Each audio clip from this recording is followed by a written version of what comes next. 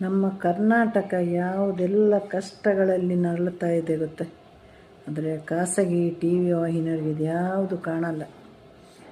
ನಿನ್ನೆಯಿಂದ ರಮ್ಯಾ ರಮ್ಯಾ ರಮ್ಯಾ ರಮ್ಯಾ ಸರಿ. ಈ ಥರ ಕೆಟ್ಟದಾಗಿ ಮೆಸೇಜ್ ಮಾಡಿದವರಿಗೆಲ್ಲ, ಕಮೆಂಟ್ ಮಾಡಿದವರಿಗೆಲ್ಲ ಶಿಕ್ಷೆ ಆಗಲಿ ಸರಿ. ದರ್ಶನ್ ಅವರ ವಿಷಯ ಕೋರ್ಟಲ್ಲಿರುವಾಗ ರಮ್ಯಾ ಅವರಿಗೆ ಇದರ ಬಗ್ಗೆ ಮಾತಾಡಬೇಕಾದ ಅಗತ್ಯ ಏನಿತ್ತೇಳಿ?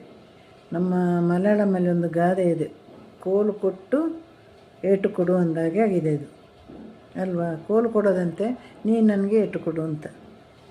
ಅದನ್ನೆಲ್ಲ ಇವಾಗ ಕೋರ್ಟು ಇದೆಲ್ಲ ನೋಡ್ಕೊಳ್ತಾ ಇರುವಾಗ ಇವರಿಗೆ ಇದರ ಬಗ್ಗೆ ಮಾತಾಡಬೇಕಾದ ಅಗತ್ಯ ಏನಿತ್ತು? ಅದಲ್ಲದೆ ಇವರು ರೇಣುಕಾ ಸ್ವಾಮಿಯ ಮನೆಗೆ ಹೋಗಿ ಒಂದು ಸಣ್ಣ ಮಟ್ಟಿನ ಸಹಾಯ ಮಾಡ್ಬೋದಿತ್ತಲ್ವ? ಮಾಡಿದ್ರ?